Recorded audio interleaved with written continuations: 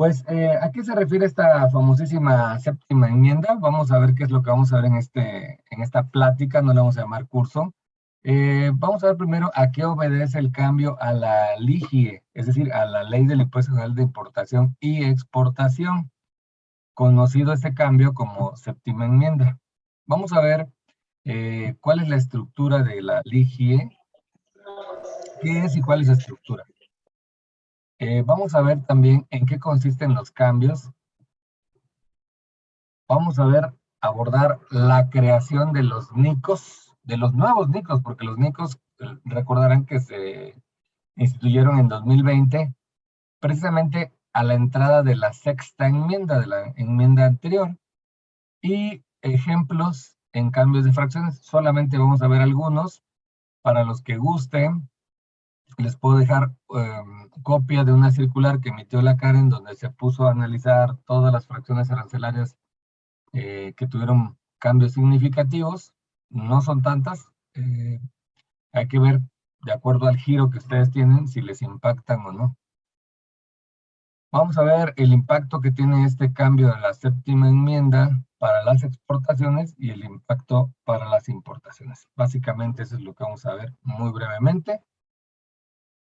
Bueno, vamos a empezar con la famosa séptima enmienda. ¿Qué es la enmienda y por qué séptima?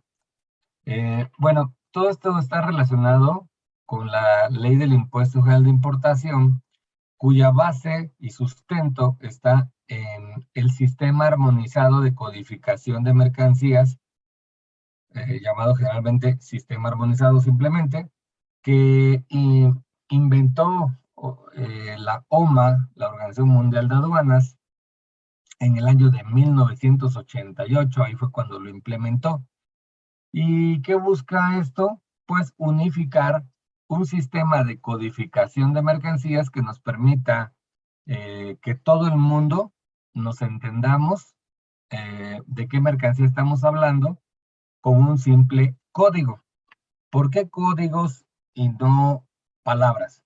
Porque lamentablemente dentro de un mismo idioma le llamamos a las cosas de diferentes maneras. Y si todavía metemos en juego otros idiomas como chino, japonés, alemán, y de chino tenemos dos variedades, chino mandarín y el otro chino, y tenemos el japonés, y el japonés tiene dos versiones, uno que es simplificado y otro no. Entonces, eso nos lleva a que nos podamos confundir en la denominación o designación de las mercancías. Les voy a poner un ejemplo muy claro.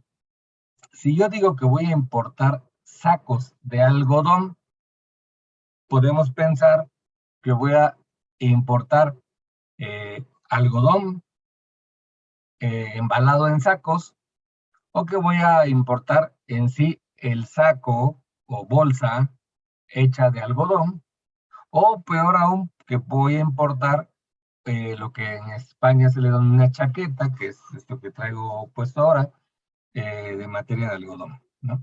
Entonces, y puede haber más todavía, por ejemplo, el saco de dormir, o en inglés sleeping bag. Entonces ya estoy hablando de que puede haber 4 mercancías que pudieran confundirse con una sola denominación.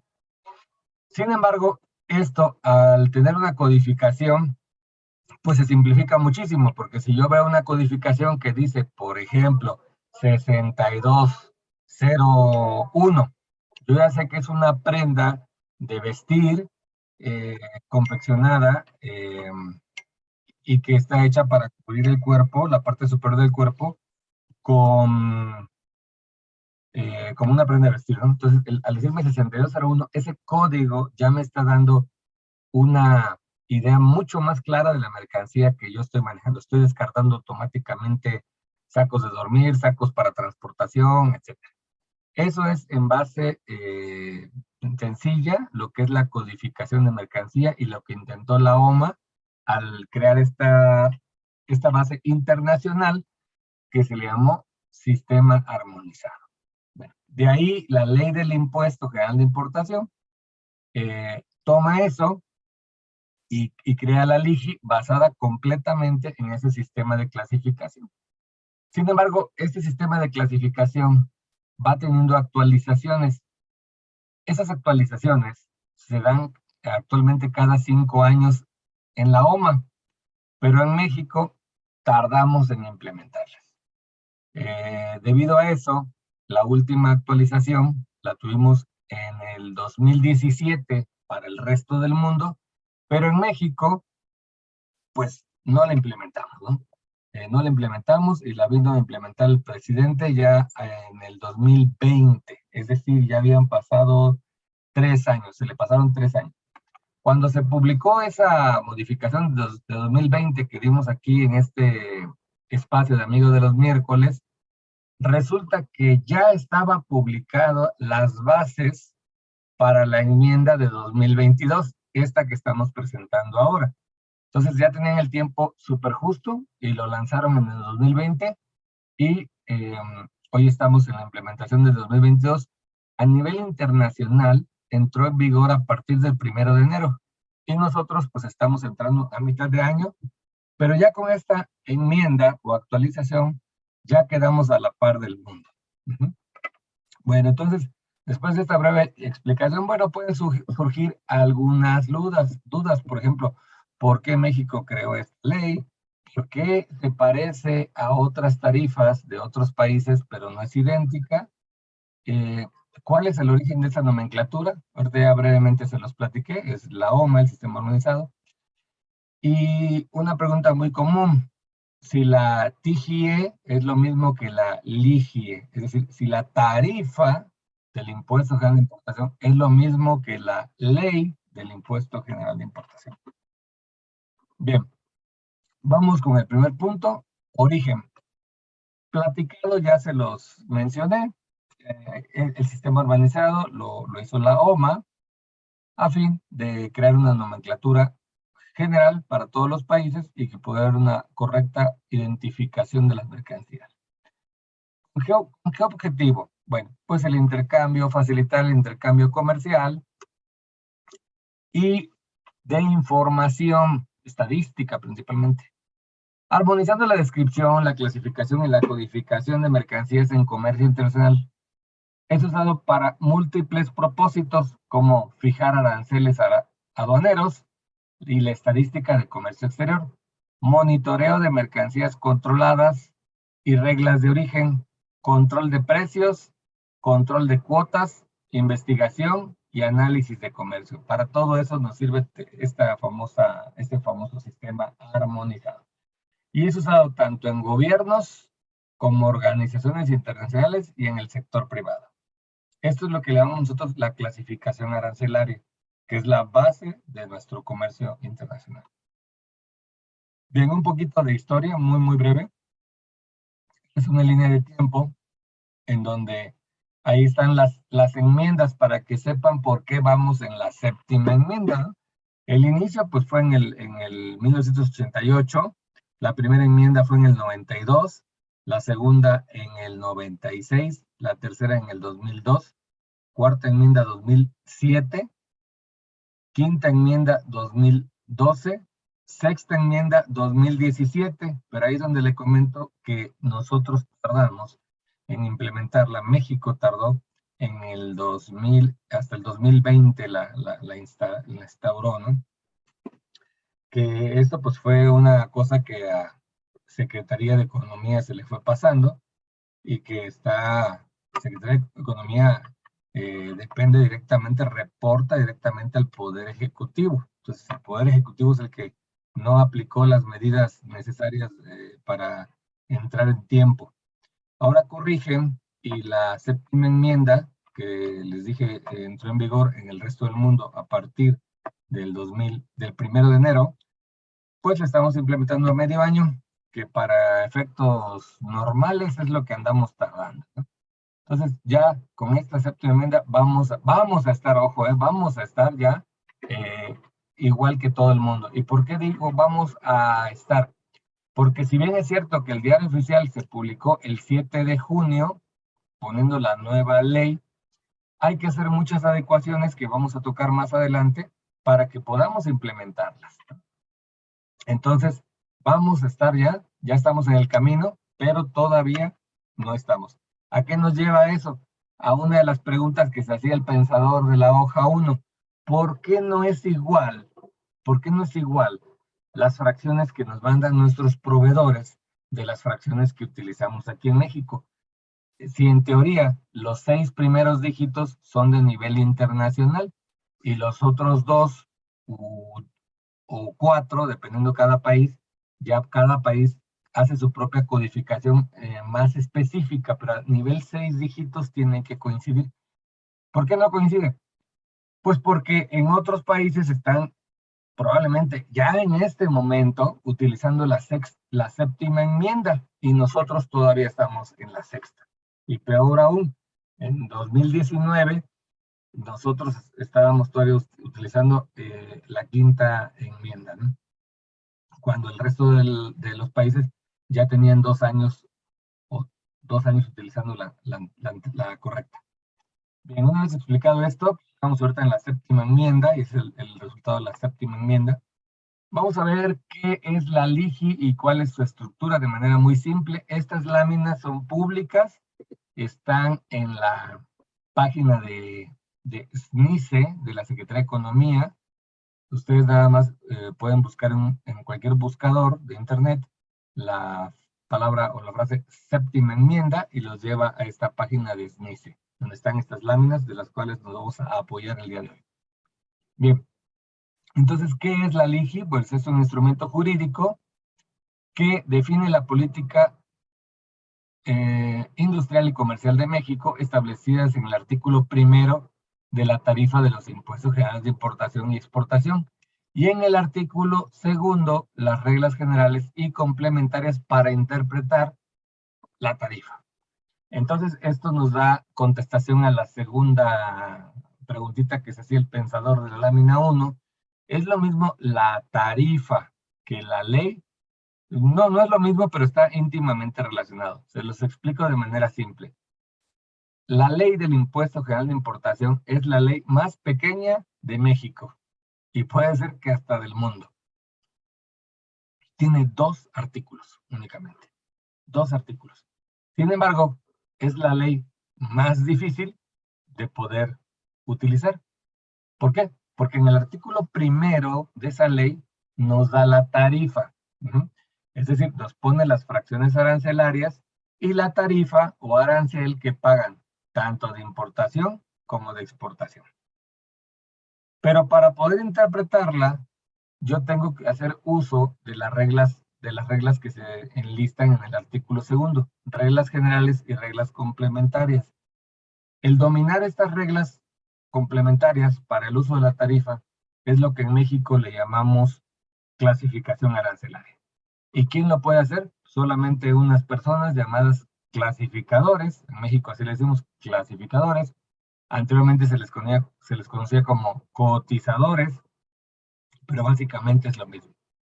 Sin embargo, para poder llegar a ser clasificador, pues tienes que estudiar un área administrativa que se llama merciología, que es el estudio de las mercancías.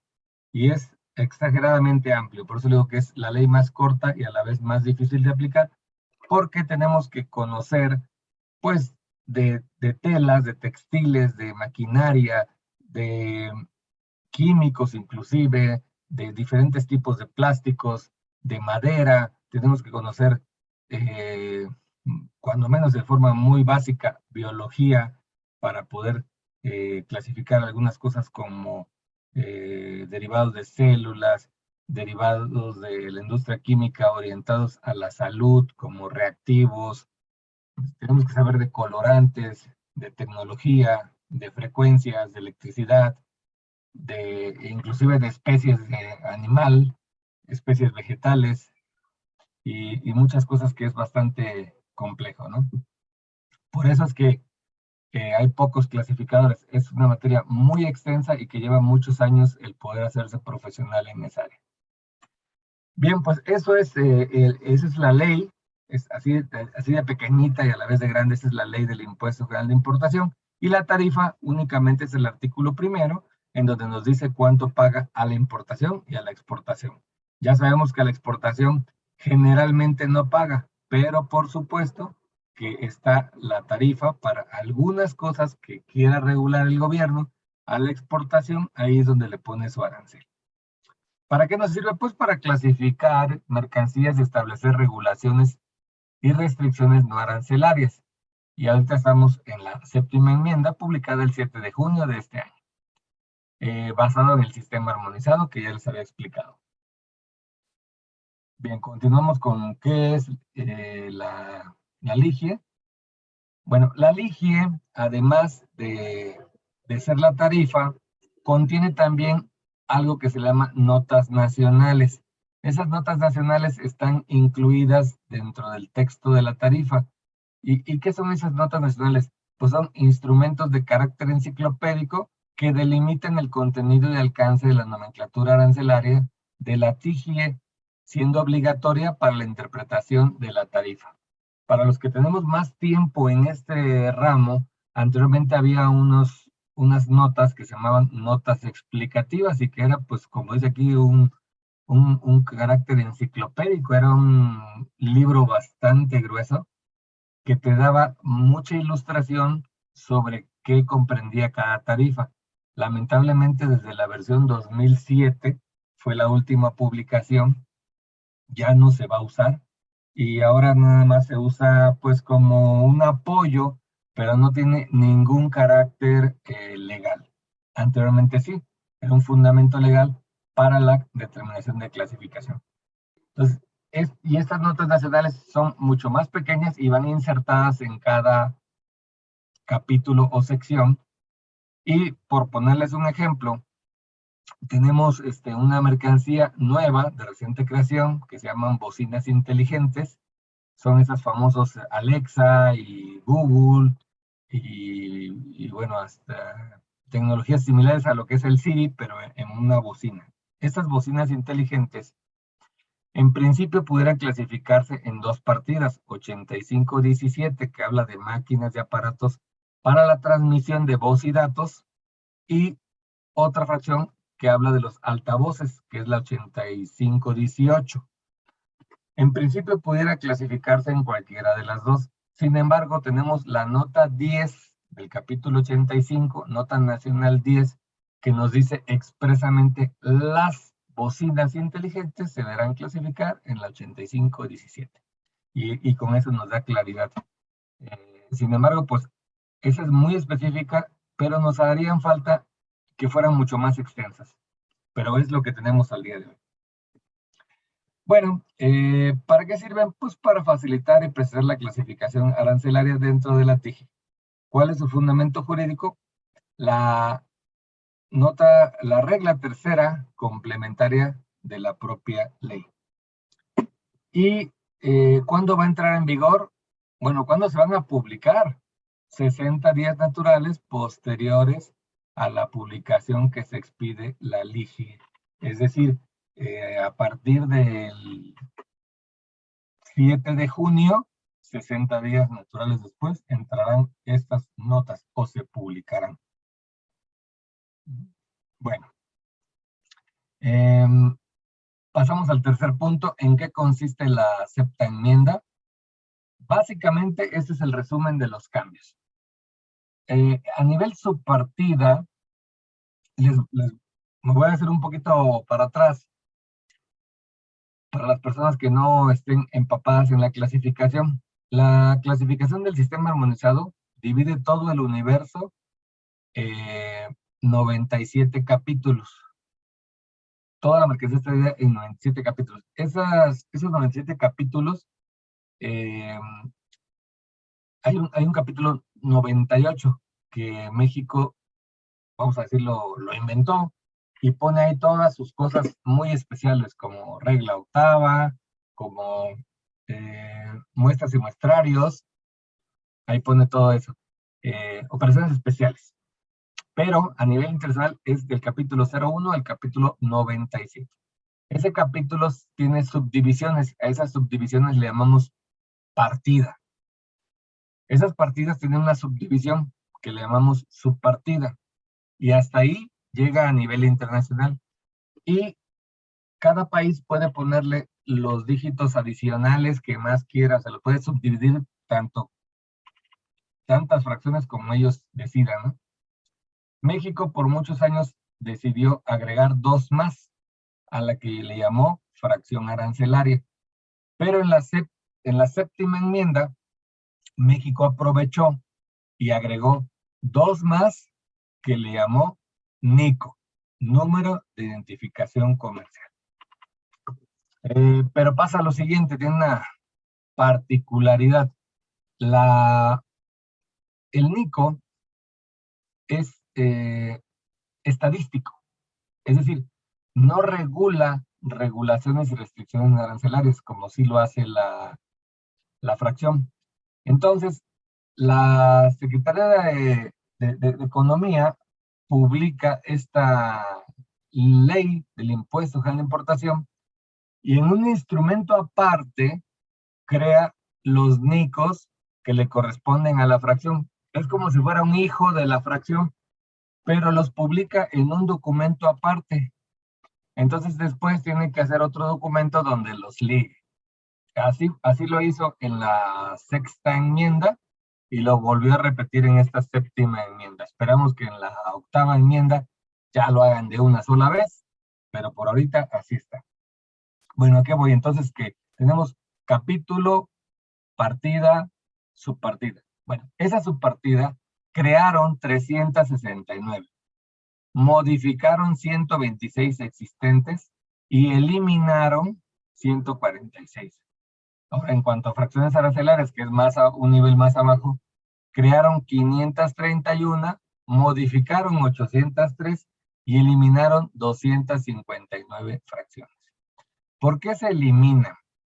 Porque dejan de tener uso comercial, entonces se van eliminando. Un ejemplo, hace muchos años, muchísimos años, el azúcar, más bien la caña de azúcar sin procesar, tenía un altísimo volumen, se movía mucha caña de azúcar a nivel internacional, caña de azúcar. Pero hoy en día nadie exporta caña, porque es ilógico transportar bagazo. Entonces lo que hacen es que las compañías procesan esa caña y sacan diferentes productos como melaza, alcohol, caña de azúcar refinada, etcétera, y eso es lo que se comercia. Entonces, la caña de azúcar en bruto tuvo una disminución muy notable y desaparecieron esa mercancía de la clasificación. Es decir, ya no tiene una fracción específica ni una partida específica, sino se va dentro de, siempre hay una fracción arancelaria que le llamamos residual, que en la tarifa viene con el texto los demás, ¿no? Entonces ahí en esa residual, ahí se va. Cuando sube el nivel de comercio, crean nuevas, por eso hay unas nuevas que la tecnología nos va diciendo ahora, hoy se está moviendo demasiado, amerita crear una fracción específica para esto.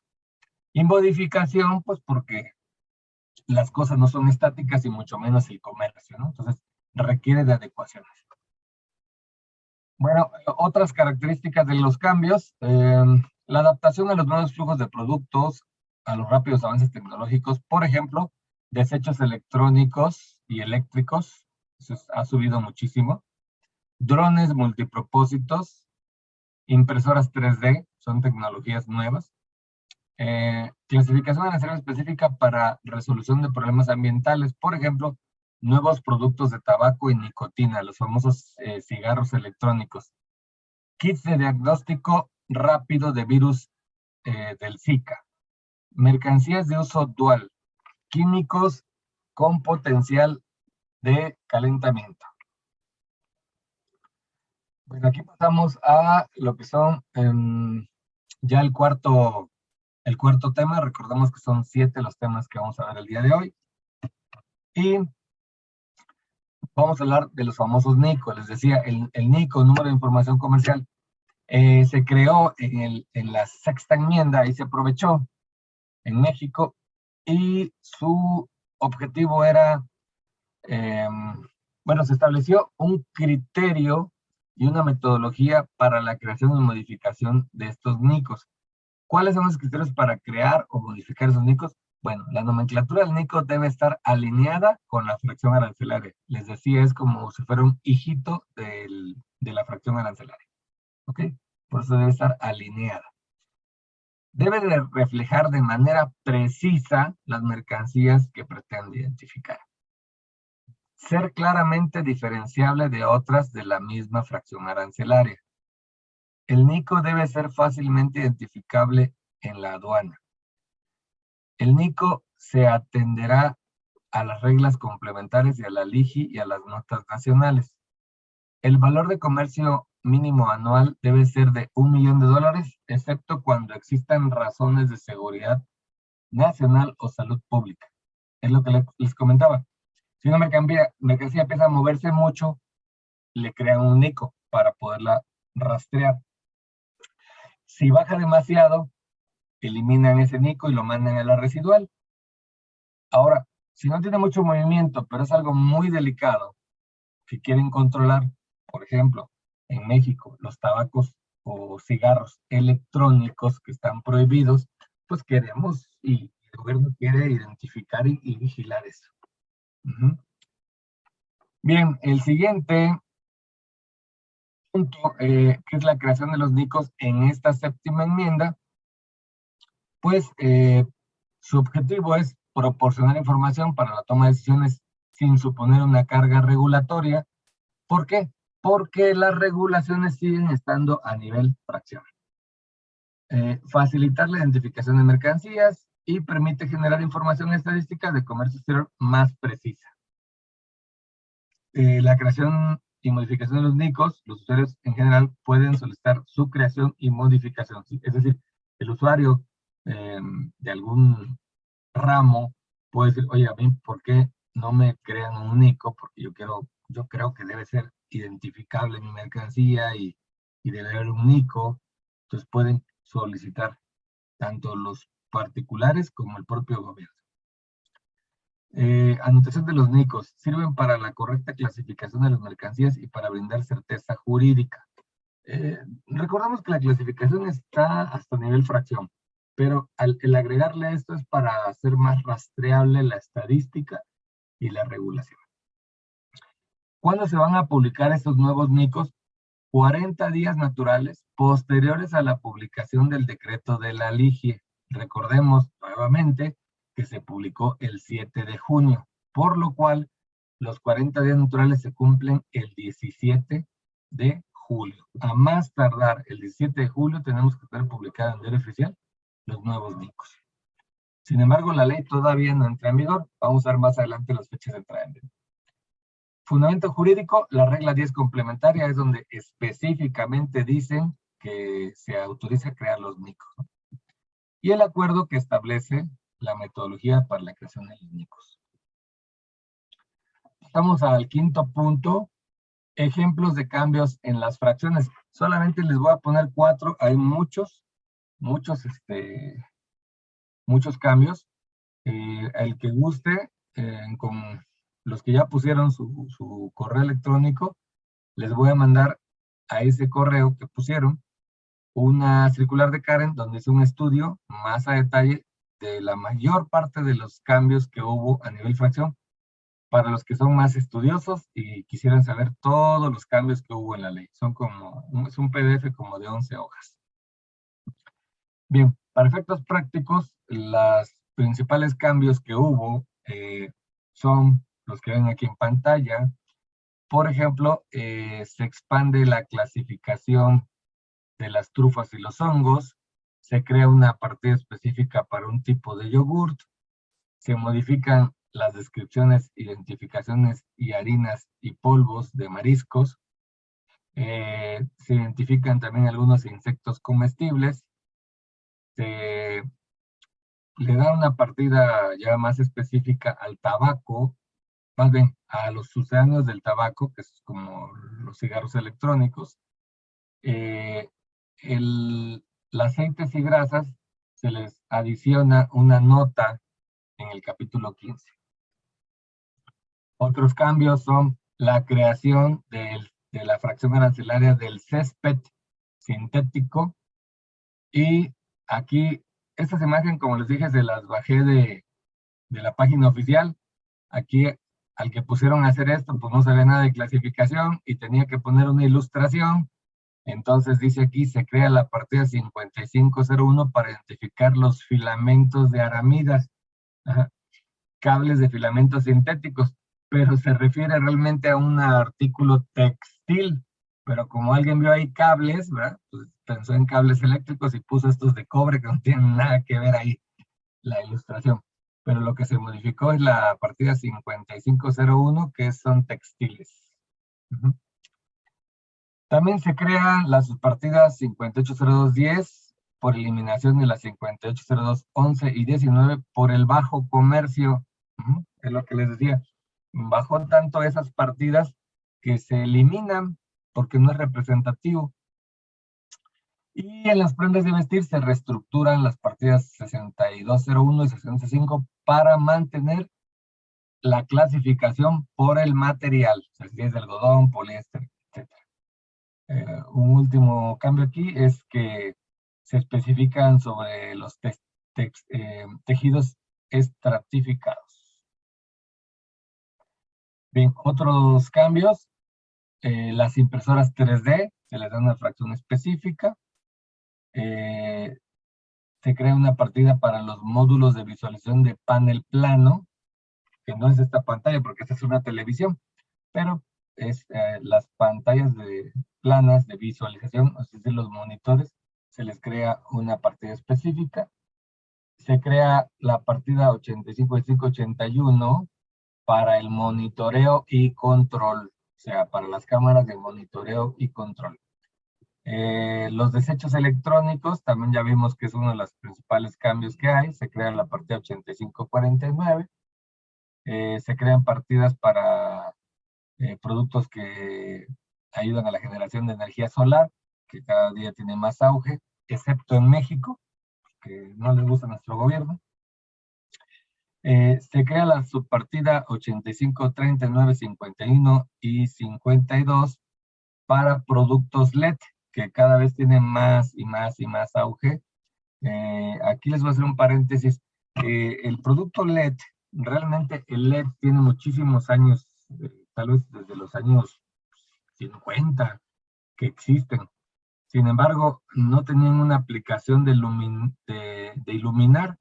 Lo que más se hacía es que algunos aparatos y maquinarias tenían un LED muy pequeñito, generalmente color rojo, verde, y se ocupaba para indicar en tableros que una cosa estaba encendida o no. Hasta hace pocos años empezaron a utilizar este LED, que lo que significa LED es diodo emisor de luz. Eso significa LED, es Light Emission Diode. Este diodo emisor de luz, pues no tenía una fracción arancelaria. Los LED sí, los LED como tal, pero cuando ese LED se convirtió en una lámpara, ya había un problema de clasificación. Entonces tuvieron que sacar un criterio, la autoridad mexicana, y todos nos basábamos en ese criterio para que si viene solo la tirita de LEDs, lo mandas a una fracción. Si ya viene incorporado en una lámpara, lo mandas a otra fracción arancelaria. Aquí ya con esta modificación ya le crean unas partidas específicas y creemos que eso ya va a terminar la incertidumbre que pudiera haber estado.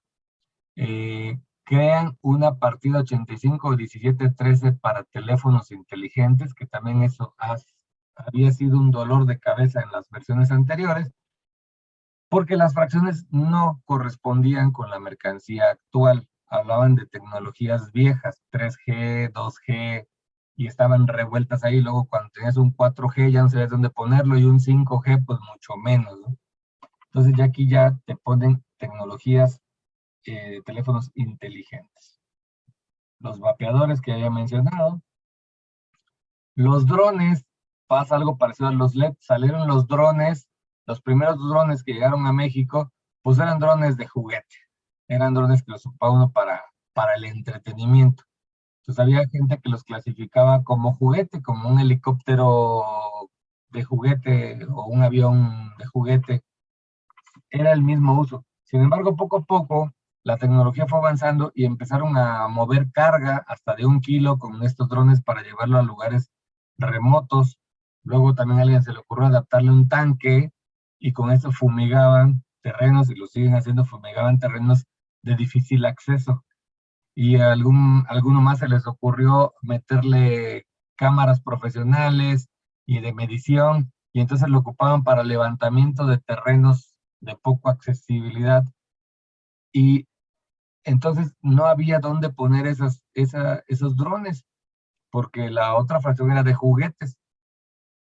De igual manera, entonces, la autoridad mexicana sacó un criterio, pero esos criterios los sacaba en unas circulares, no lo hacía de manera formal, en donde decía que esos drones deberían de estar clasificados en aeronaves no tripuladas, es decir, en la misma partida que los aviones. Entonces, lo empezamos a hacer de esta manera, excepto los que tienen el carácter de juguete. Ahorita ya hay una partida específica para los drones, y eso pues es bastante bueno.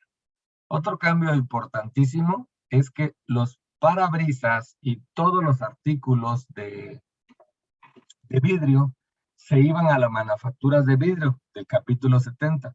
Y ahorita sacan en esta modificación que los parabrisas que son para automóviles, pues vayan a las partidas de automóviles, ¿no? Entonces también es un buen cambio.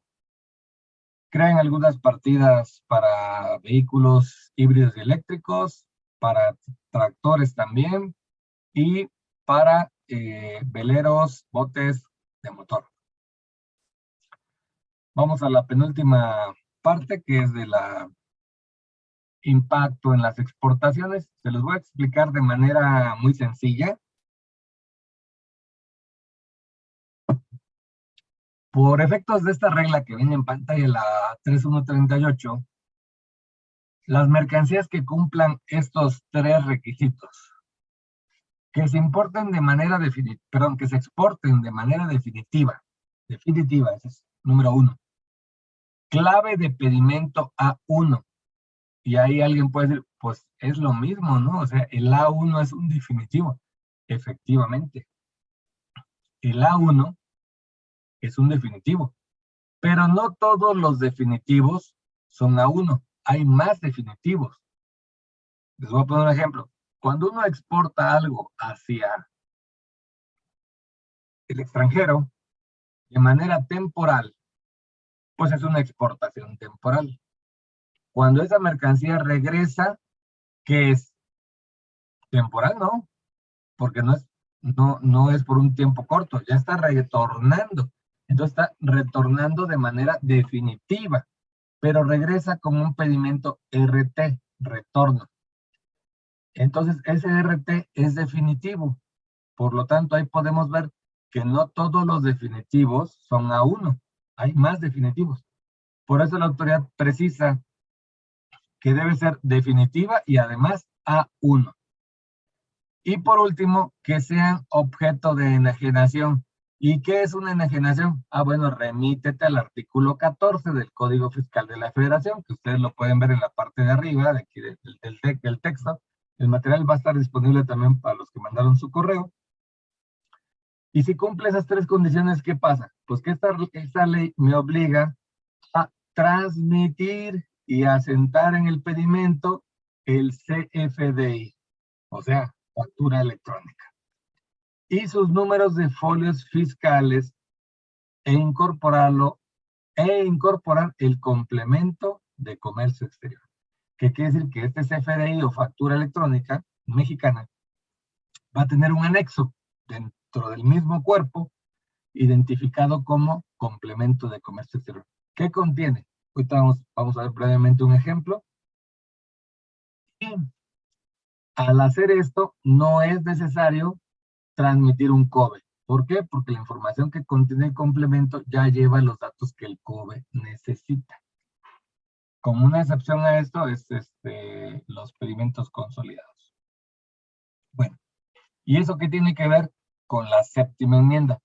Pues que ese complemento de comercio exterior, uno de los datos que lleva es la clasificación arancelaria. Pero el SAT, en lugar de decir remítete a la ley del impuesto general de importación y pon la fracción conforme a esa ley, no lo pone así, lo pone el SAT, que fue el que hizo esto, dijo, pon el catálogo que te voy a dar a conocer.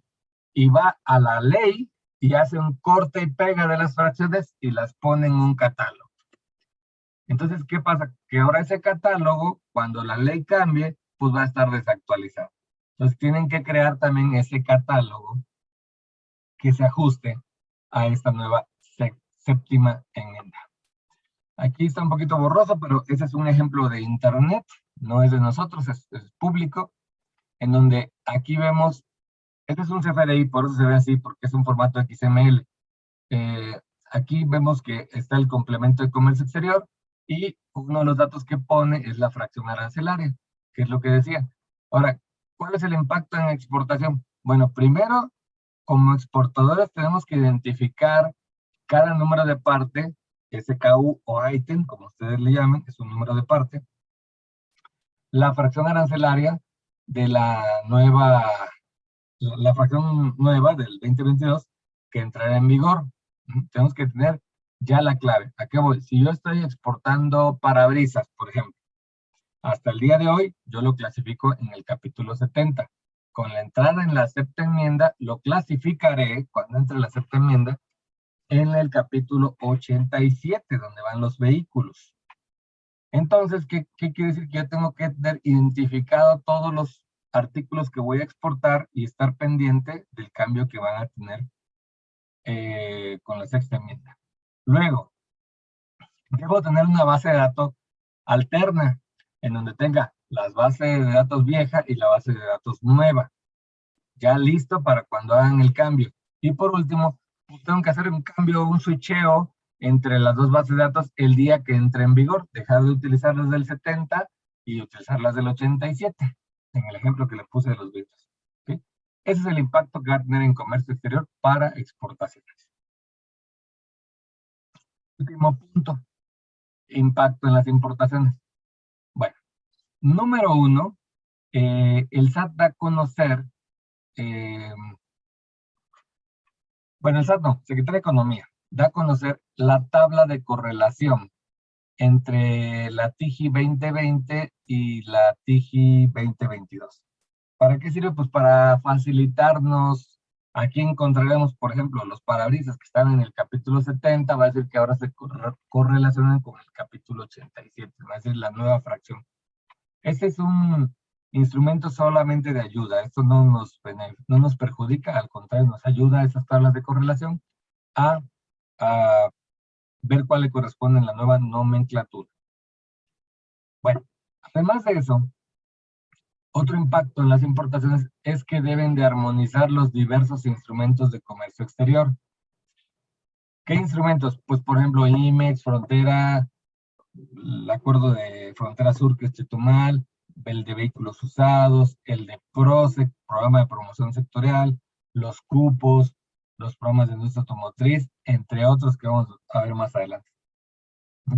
Establecer aranceles cupos clasificados en las fracciones arancelarias conforme a la nueva TIGI. Ajustar la tarifa y fracciones arancelarias. Establecer medidas temporales vigentes conforme a la nueva tarifa. Y esto implica que al entrar la nueva tarifa, pues van a tener que modificar lo que viene aquí. Decretos de aranceles cupos, decretos PROSEC, decretos de preferencias de frontera, decretos de tasas de TLC. Los tratados de libre comercio se negocian a nivel fracción. Entonces también hay que hacer una tabla correlacionada para que sepamos que sí está dentro del acuerdo, porque no vamos a cambiar el decreto del tratado. Lo que hay que hacer es una correlación. Las notas explicativas, lamentablemente, les digo, ya no son de observancia obligatoria, entonces esas no las van a modificar. Y 13 acuerdos de regulaciones y restricciones no arancelarias. ¿Cómo qué otros acuerdos y anexos deben de modificar, aunque no sean regulaciones no arancelarias? Por ejemplo, los padrones de importación, los específicos, los famosos padrones sectoriales, se identifican a nivel fracción. El anexo 8, el que nos permite importar algunas fracciones sin tener el padrón de importadores. los precios estimados que determine la Secretaría de Hacienda y Crédito Público para ciertas mercancías que la autoridad dice que debe de costar cuando menos eso. El anexo de las mercancías vulnerables, el anexo 30 respecto a la marca comercial y el anexo 27 que habla de las mercancías que pueden estar exentas de la ley del IVA, entre otros. ¿Ok? Y hasta ahí terminó ya la exposición. Ahí están cubiertos los 7 puntos que dijimos que íbamos a ver. Y por último, la entrada en vigor, que es lo más relevante. Bueno, la Karen, a través del circular G0219-2022, nos pone esta nota.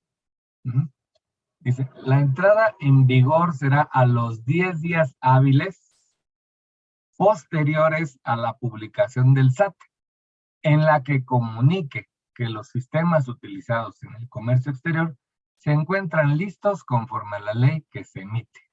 ¿Ok? Bueno, entonces, cuando ellos digan que están listos, 10 días hábiles después. Pero, ¿cuándo lo van a hacer? ¿Van a tener toda la vida para hacerlo? No. Dentro de los 180 días siguientes a su publicación. Pero omitieron poner la palabra hábiles. ¿Ah? Entonces, o naturales. Entonces, a falta de esa especificación, nos puso aquí la cara en una nota que, de acuerdo al artículo 3º de la Ley de Comercio y al artículo 28 de la Ley de Procedimientos Administrativos, pues se toma como días hábiles. Se va a tomar como días hábiles. ¿Por qué? Pues porque no pusieron naturales. ¿Qué quiere decir esto? Que dentro de 180 días hábiles, que más o menos nos da por el mes de febrero de 2023, esa sería la fecha límite para que publiquen esto. Pero dice dentro de los 180 días, es decir, que si ellos están listos en 100 días, publican que están listos y 10 días hábiles después entra en vigor. Conclusión, no tenemos una fecha exacta de entrada en vigor, pero lo máximo puede ser en febrero del 2023. ¿Okay? Y por último, nos dan esta entrada en vigor de estos ordenamientos legales. Por ejemplo, la metodología para la creación de los NICOS se obligan ellos a tenerla en 20 días naturales, es decir, el 27 de junio. O sea, esa fecha ya pasó, ya lo deben de tener. Ahora bien, la publicación de los NICOS, 40 días naturales. Eso se vence el 17 de julio. Próxima semana ya tendrían que estar. Pues son días naturales, es decir, el domingo se vence, ¿no? El domingo ya se vence esto. A más tardar el domingo deberían estar publicados ya los nuevos NICOS, pero no entra en vigor la ley. Y las notas nacionales, 60 días naturales después, es decir, las notas nacionales estarán publicadas hasta el 6 de agosto. Y por último, los instrumentos jurídicos cuyo contenido debe actualizarse como consecuencia de la entrada de esta ley a los 90 días naturales, es decir, el 4 de septiembre. Antes de esta fecha, no creo que se dé el cambio. ¿Ok? Y ya que esté publicado esto el 4 de septiembre, todavía el SAT tiene un tiempo que se vence hasta febrero para decir, ya estoy listo, ya todos los sistemas están listos, y entonces 10 días hábiles después entrará en vigor. Y hasta aquí la exposición. Muchas gracias por su atención. Como saben, soy Jorge Fortier y estamos muy contentos de poder compartir esta información en este espacio con ustedes, amigos de los miércoles.